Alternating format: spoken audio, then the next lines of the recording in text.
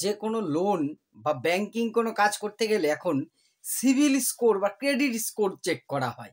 আপনার সিবিল স্কোর কত, তার উপর আপনি লোন পাবেন কি না কি সেটা নির্ধারণ করে। আচ্ছা, এই সিবিল স্কোর বা ক্রেডিট স্কোর কি? এটা কিভাবে, কি দেখে ঠিক করা হয় কার সিবিল স্কোর কত? কি দেখে ঠিক করা হয়? এটা কেন কমে যায়? আর এটা বাড়ানোর উপায় কি? কি করলে আমার সিবিল স্কোরটা বা ক্রেডিট স্কোরটা খুব ভালো থাকবে, যাতে আমি লোন পেতে সহজেই লোন পেতে পারি? তার সম্বন্ধে আমাদের সঠিক ধারণা অনেকেরই নেই। আজকের ভিডিওটা এই বিষয়ে, অর্থাৎ ক্রেডিট স্কোর বা সিভিল স্কোর আসলে কি, এটা কি দেখে তৈরি হয়, কি করে এটা কমে যায়, এটা বাড়ানোর কতগুলো সহজ উপায় আছে, আমরা না জেনে সেটা পারি না। সেই বিষয়ে আজকের ভিডিওটা। নমস্কার, আমি প্রাণ চক্রবর্তী। বিভিন্ন বিষয় নিয়ে আপনাদের সাথে আলোচনা করি। লোন সংক্রান্ত বিষয় নিয়ে বলতে যে অনেকেই বলেছেন, দাদা সিভিল স্কোর বা ক্রেডিট স্কোর দিয়ে একটু বলুন। আসলে ক্রেডিট স্কোর হলো একটা 3 সংখ্যার 3 ডিজিট একটা নম্বর বা সংখ্যা। 300 থেকে 900 এর মধ্যে একটা সংখ্যা আপনার প্যান নম্বর দিয়ে সার্চ করলে পাওয়া যায়। এখন প্যান নম্বর মানে আপনার সমস্ত অ্যাকাউন্ট বা লোনের ক্ষেত্রে প্যান নম্বর, পার্মানেন্ট অ্যাকাউন্ট নম্বরটা লাগে বা আধার নম্বর লাগে। এটা দিয়ে সার্চ করলে আপনি যেখান থেকে যবেই লোন নিয়ে থাকুন না কেন সেই তথ্য জানা যায়। আসলে সিভিল স্কোর বা ক্রেডিট স্কোর হলো আপনার ব্যক্তিগত ক্রেডিট বা ঋণের পরিচয় বহন করে। আপনার প্রিভিয়াস, অর্থাৎ আগে আপনি কেমন, কত দিন, কিভাবে লোন নিয়েছেন, সেটা কিভাবে শোধ করেছেন, তার হিস্ট্রি বা ইতিহাস অনুযায়ী আপনাকে একটা স্কোর দেওয়া হয়। আপনার দায়বদ্ধতা কতটা, আপনার যোগ্যতাটা কতটা, আপনি লোন কিভাবে কতটা শোধ করেছেন বা করতে পারবেন, আপনার ক্রেডিট কতটা, অর্থাৎ আপনার বিশ্বাসযোগ্যতা এক কথায় কতটা, সেটা প্রকাশ করে। সেটাকেই বলে সিবিল স্কোর। এই সিবিলের পুরো কথাটা আগে আমরা একটু জেনে নেব, এটার পুরো কথাটা কি। সিবিলের পুরো কথা হচ্ছে credit information bureau India limited, সংক্ষেপে সিবিল। এরা আপনার প্রিভিয়াস আপনি যত রকমভাবে লোন নিয়েছেন এখনো পর্যন্ত, এবার লোন মানে শুধু ব্যাংক থেকে লোন না, আপনি ক্রেডিট কার্ড দিয়ে কিছু কিনছেন, কোনো জায়গার থেকে ফাইন্যান্সে কিছু কিনেছেন, গাড়ি নিয়ে হোক, বা আপনি অনলাইনে কিছু কিনেছেন ইএমআইতে, এই সমস্ত ক্ষেত্রে মোবাইল কিনেছেন, সব ক্ষেত্রেই কিন্তু এগুলো আপনার ক্রেডিটের পর্যায়ে পড়ে। সে অনুযায়ী আপনার প্রিভিয়াস যে সমস্ত যেভাবে আপনি পরিশোধ করেছেন তার অনুযায়ী আপনার এই সিবিল স্কোর বা ক্রেডিট স্কোরটা নির্ভর করে। এবার কি কি দেখে, 5টা 6টা স্টেপ আছে যা দেখে এটা ঠিক করা হয়, সেইগুলো একটা একটা করে আমি আগে বলে নিচ্ছি। প্রথমেই বললাম যে সাধারণত 300 থেকে 900-র মধ্যে স্কোরটা হয়। কারোর 900-র বেশি হবে না, কারো 300-র কম হবে না।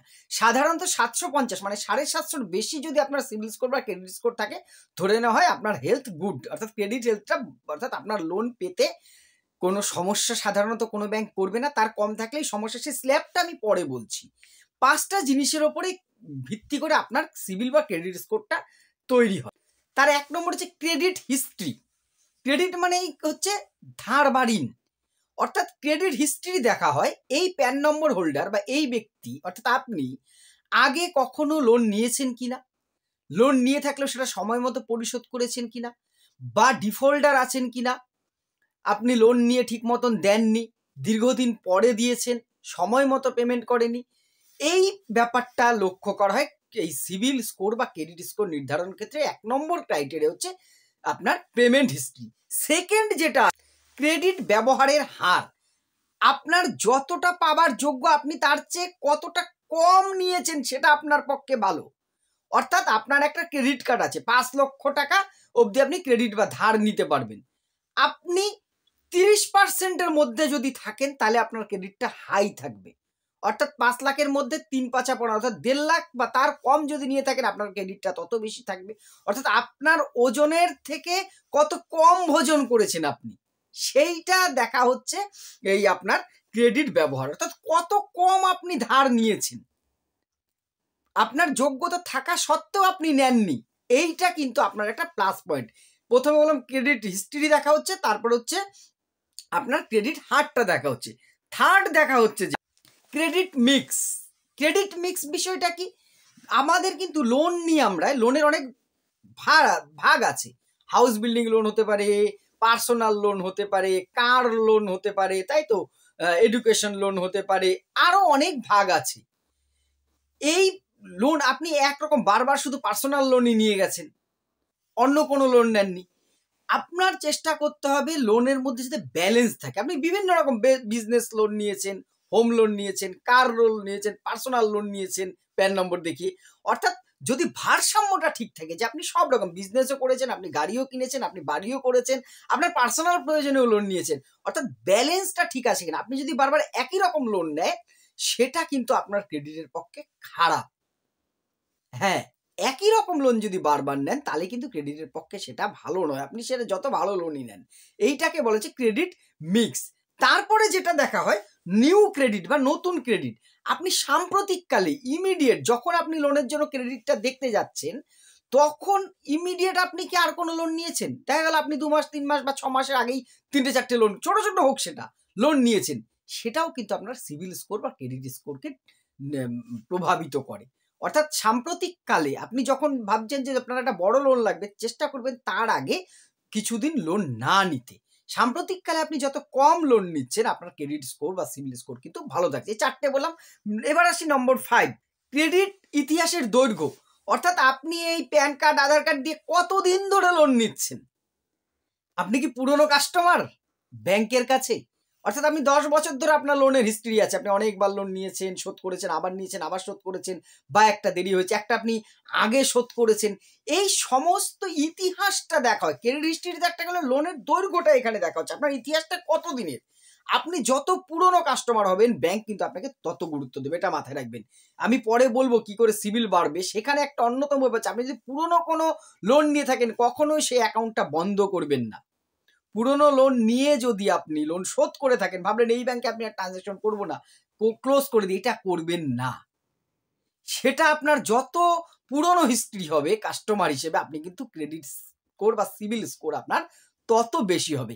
এই 5টা জিনিসের ওপর নির্ভর করে আমাদের সিবিল স্কোর কিন্তু হয়।